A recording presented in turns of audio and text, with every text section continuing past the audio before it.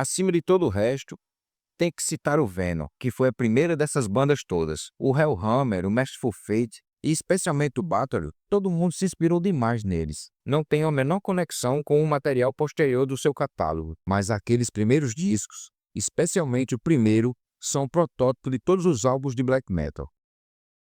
Eu curti o Motörhead no começo dos anos 80 e um amigo meu disse que tinha encontrado um álbum que achou que era minha cara e era o black metal do Venom. E é claro que foi a melhor coisa que eu já tinha ouvido na vida. O disco mais cru, mais pesado, mais legal. Tudo, a música, as letras, era mais legal do que qualquer outra coisa que existia na época. O Venom foi uma grande influência, provavelmente não tanto musical, mas como o conceito todo. Eles foram de verdade mais longe do que qualquer um tinha ido antes. Claro que o Black Sabbath já tocava música sombria muito antes do Venom, mas eles tinham mais conhecimento a respeito. Era talvez não só um golpe de marketing, mas um pouco mais do que isso. Não tanto para eles, na verdade, mas para quem recebeu sua música, era algo que apontava numa direção rumo a uma outra coisa. Ensurdecedor, violento e sem medo de pisar na ferida.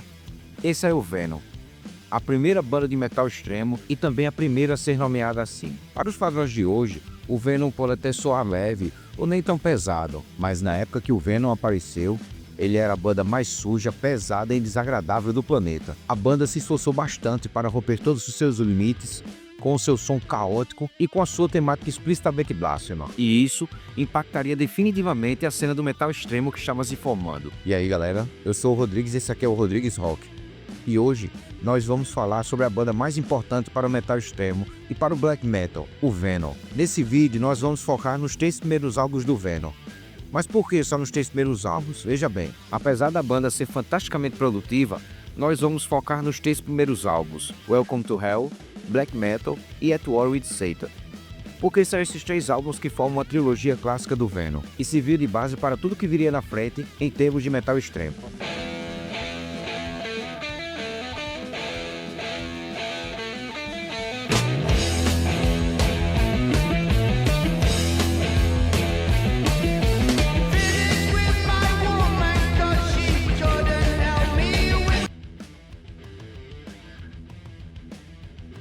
Para criar o roteiro desse vídeo, usamos como base o livro Black Metal, a história completa volume 1, do escritor e jornalista inglês da cena metal, Dale Patterson.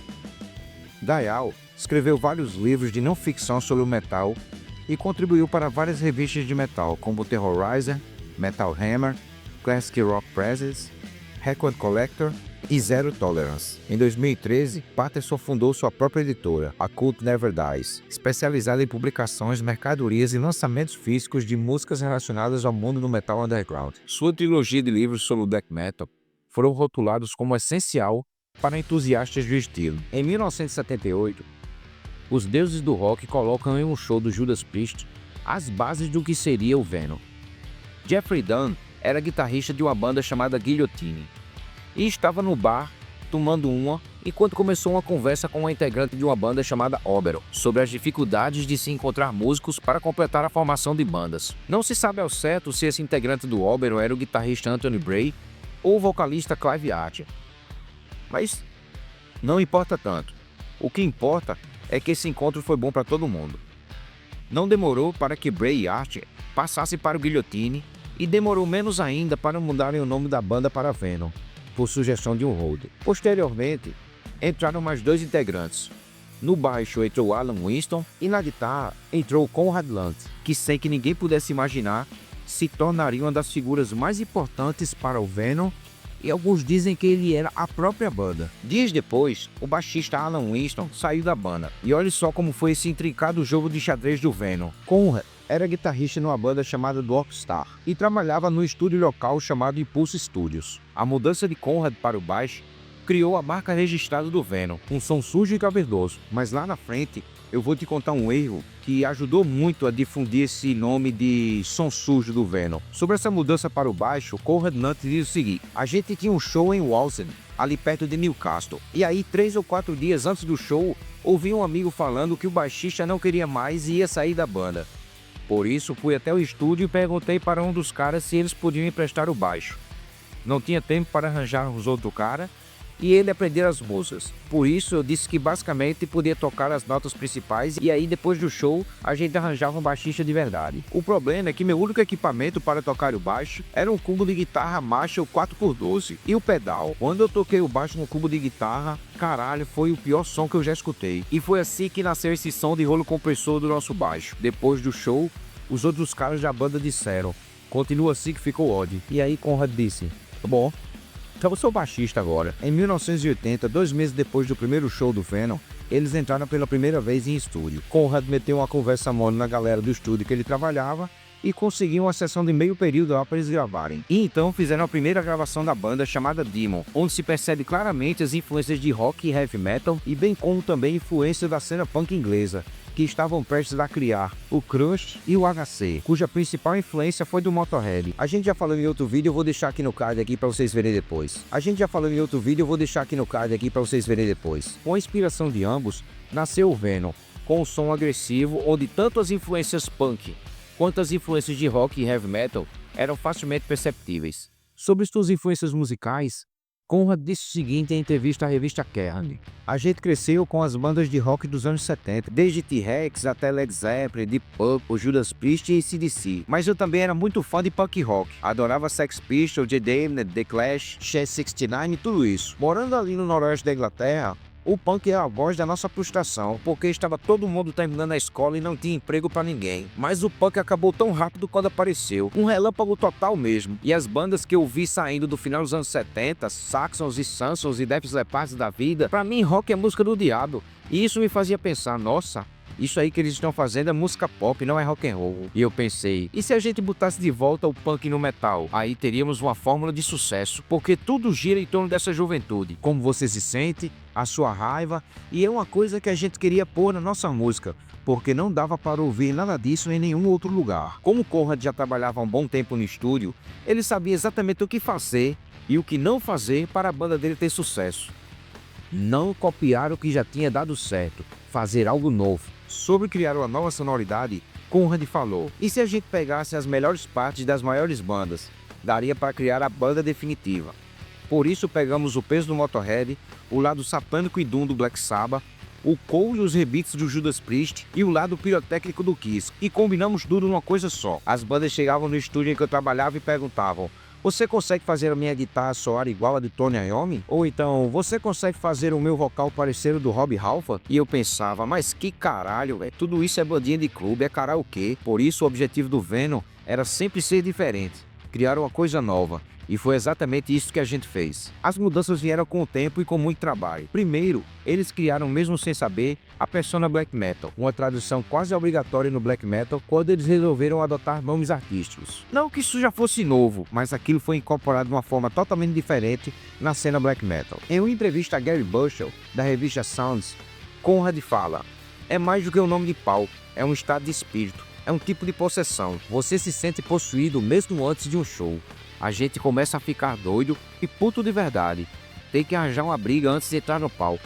É o único modo de conseguirmos tocar. A segunda grande mudança da banda foram suas letras. O lado satânico da banda aflorou com o tempo. Se você escutar a primeira gravação do Venom, vai ver que das 3 faixas gravadas, só Raise the Dead tem uma temática sobrenatural. As outras 2 faixas têm as velhas e clássicas temáticas do rock. Mulheres, automóvel. Mulheres. A terceira mudança é não menos importante. O vocalista Clive Archer começa a usar pinturas faciais, outro elemento que se tornaria um padrão na cena black metal. Alguns meses depois da gravação de Demon, eles entraram no estúdio novamente para gravar outra demo. No início do ensaio, estava todo mundo organizando suas coisas ali, ligando seus cabos, aquela história toda, e de repente Conrad, agora conhecido como Cronos, pegou o microfone e começou a brincar ali, cantando uma música que eles estavam compondo para a gravação dessa demo, uma música chamada Live Like an Angel. Quando ele meteu o vocal ali, na mesma hora, Jeffrey Dunn, que agora era conhecido como Mantas, disse: ei cara, se tu gravar essa música aí vai ficar muito bom, viu? E antes dessa música terminar, eles decidiram que Cronos era o novo vocalista. E assim acabou a experiência de Clive Archer no Venom. Sem problema, sem briga, sem nada, na tranquilidade. E agora, o Venom era o Power Trio. Demon, de 1980, não foi lançada com grande publicidade. Mas por sua sorte, a fita caiu nas mãos de Geoff Battle, fundador da Kerrang e, na época, editor da revista Sounds. que tinha uma playlist famosa na época. Barton colocou a demo para tocar por 3 semanas consecutivas e a defendeu com unhas e dentes. Somado isso a algumas horas extras que Cronos prometeu ao seu chefe, David Wood, no Impulse Studios, ele conseguiu convencer o chefe de que seria uma boa ideia deixar aqueles malucos criarem mais alguma coisa. Em 1981, o Venom gravou 3 músicas e lançou um EP que foi um sucesso de vendas instantâneo. David Woods sentiu o cheiro de carne fresca na hora e chamou a banda para entrar no selo deles, a Neat Records, e perguntou se a rapaziada tinha mais alguma coisa para mostrar. A banda respondeu positivamente e disse que gravaria todas as músicas compostas, faria uma gravação demo crua e os entregaria dias depois. Poucos dias depois, o Venom entregou uma gravação com 11 faixas. Era uma fita demo, crua, mal gravada, barulhenta. E aí vocês perguntam, como é que o álbum foi tão lixoso, como é que o álbum foi tão mal gravado, se eles já estavam trabalhando em uma gravadora? Pois bem, lembra no início do vídeo quando eu disse que um erro ajudou a difundir essa ideia do som sujo e pesado do Venom? Pois o que aconteceu foi o seguinte: o disco de estreia do Venom, Welcome to Hell, nada mais é do que a demo tape gravada meses antes com 11 músicas totalmente cruas e sem edição nenhuma. David Wood, da Neat Records, pegou a fita e simplesmente mandou pensar e mandou lançá-lo. Cronos disse que nem estava esperando isso, muito pelo contrário, estava esperando ele dizer que gostou da fita, eles pegarem a fita de novo, regravar tudo bem feitinho, tudo bem de redondinho. Não. Foi assim não. Foi lançado como uma demo tape mesmo. Se você parar para prestar atenção, na primeira música do Welcome to Hell, a faixa Sons of Satan, dá pra escutar a galera conversando no meio da gravação. E daí vem a lenda que o black metal tem que ser sujo, gravado dentro de uma caixa de fósforo com as piores técnicas possíveis. Mas aí eu me pergunto, isso foi um erro ou foi visão comercial do Woods, da Neat Records? De longe, até 1981, era o LP mais blasfemo e anticristão já gravado pelos seres humanos. Nada chegava nem perto daquilo. Infestado de temáticas satânicas, o próprio Cronos adaptou o bafometo da capa de um livro de Anton LaVey e a sua Church of Satan. Se houvesse alguma dúvida sobre a intenção da banda, ela caiu por terra com Welcome to Hell. Logo de cara, a faixa de abertura era Sons of Satan, e as letras abertamente satânicas de Witching Hour e In League with Satan mostravam que o Venom tinha ido longe demais em relação a qualquer coisa já produzida no metal até aquele momento. É óbvio que a temática satânica não era novidade. Muitas bandas já tocavam no assunto. Mas se você parar para prestar atenção, essas bandas sempre tocavam no nome do demônio, mas em terceira pessoa. E esse foi outro grande game changer do Venom, falar do demônio em primeira pessoa.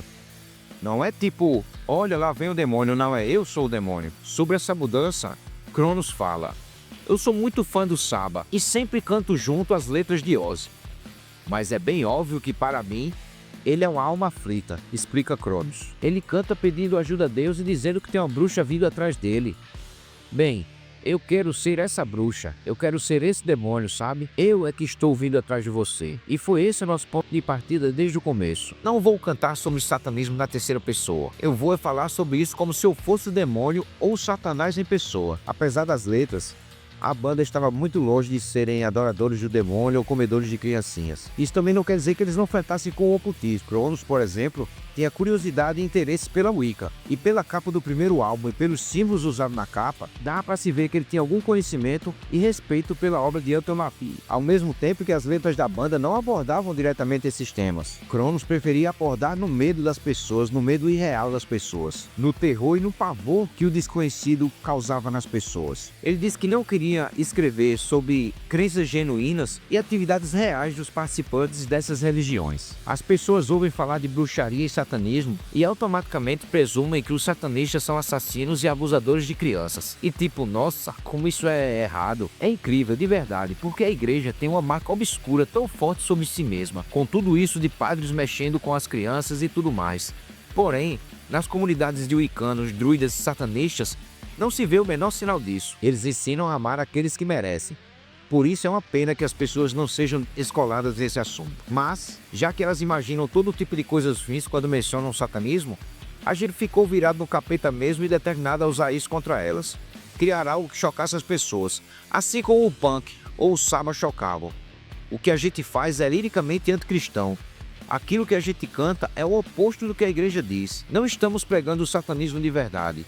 Só estamos escrevendo esse rock and roll fantástico sobre anticristianismo e letras que assustam de propósitos ignorantes. Deixando de lado as provocações aos cristãos, o disco foi irremediavelmente inovador. A falta de refinamento, o primitivismo, a crueza fria desse disco o catapultaram automaticamente para um dos maiores discos de rock já gravados. Uma motosserra no lugar da guitarra e um vocal mais rosnado do que cantado garantiam resenhas épicas para a banda. Na época, a resenha da revista Kerrang dizia o seguinte: um épico da feiura, uma barulheira tumultuosa, uma baderna apavorante e, possivelmente, o disco mais pesado já disponibilizado nas lojas para o consumo do público.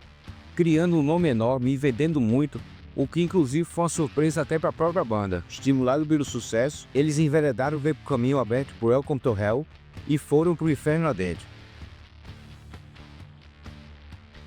No ano seguinte, em 1982, o disco que estaria condenado a ser um dos mais importantes de todo o metal extremo, um dos maiores discos de todos os tempos, um mar que nomeou um gênero inteiro e ainda fez contribuições primordiais para o seu desenvolvimento: Black Metal. A grande diferença de Black Metal e Welcome to Hell é que Welcome to Hell nada mais era do que uma fita demo gravada em 2 dias, enquanto que em Black Metal eles tiveram tempo e liberdade. Agora que eles estavam vendendo muito e que já estavam com moral com a gravadora, eles puderam fazer como queriam, o que possibilitou a gravação de um álbum mais coeso, com letras mais bem trabalhadas e que continuou com um som poderoso, porém agora com as arestas mais aparadas. O resultado do bom relacionamento com a gravadora possibilitou 7 dias para gravar o álbum. Esse tempo a mais possibilitou criar melhores elementos dramáticos com uma menção muito mais que honrosa a Buried Alive. Na hora de gravar a faixa Buried Alive, Cronos pediu para a equipe trazer uma caixa de papelão e uma pá. Eles cavaram um buraco no chão, botaram a caixa de papelão dentro do buraco, pegaram o microfone e colocaram dentro da caixa e começaram a enterrar a caixa. E aí é aquele som que você escuta no começo da música de terra sendo jogada dentro do túmulo. O resultado é aquele início sufocante de Buried Alive, com aquele filhote de cruz credo rezando pela alma de algum desgraçado que está dentro do buraco, né? We are brought forth unto this world with nothing, and with nothing we depart. So I commend this body to the ground with loving remembrance. Earth to earth, ashes to ashes. Nesse disco, eles trocaram a violência por uma atmosfera mais densa e sinistra. Apesar de que as inspirações para as músicas nem sempre são tão satânicas quanto pensam. Um exemplo disso é que Crows pegou a música de abertura do desenho The Magic Roundabouts e criou o riff de Countess Battery. Já parou para escutar?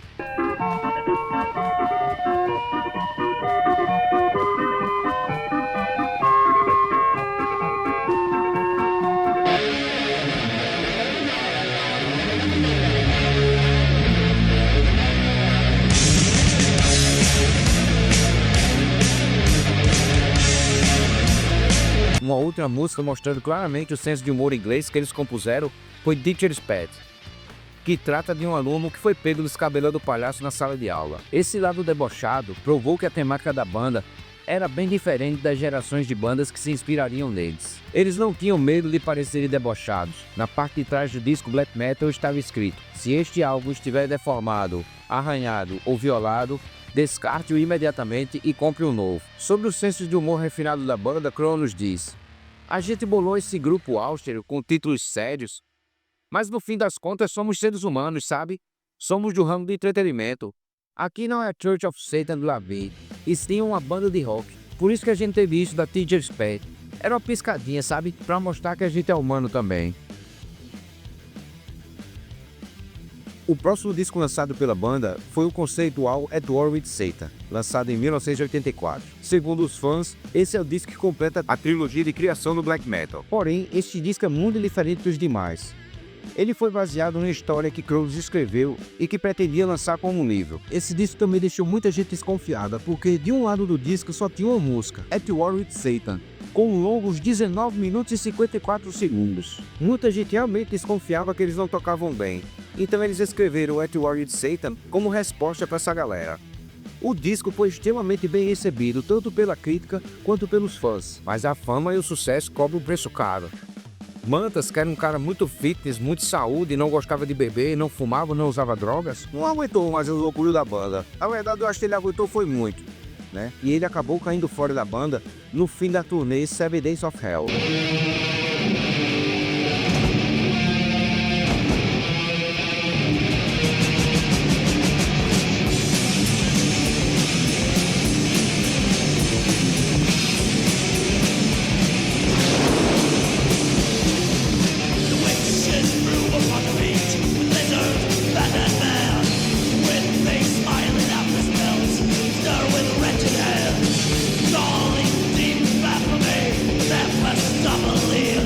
Uma curiosidade, nessa turnê o Venom levou uma bandinha nova da época chamada Metallica. Mantas terminou a turnê, e zapou. A banda ainda gravou mais um álbum com a formação Cronos, Mantas, Abaddon. Mas eles já não tinham a mesma química. Embora o Venom ainda fosse lançar álbuns impressionantes, com diversas formações, não há dúvidas que foram seus 3 primeiros álbuns que deram uma ajuda fundamental para criar todo o ambiente do black metal. Os álbuns Welcome to Hell, Black Metal e At War with Satan influenciaram inúmeras bandas de metal posteriormente. A música do Venom ajudou a moldar o desenvolvimento de muitos grupos de thrash metal, especialmente o Slayer, Metallica, o Anthrax e o Megadeth.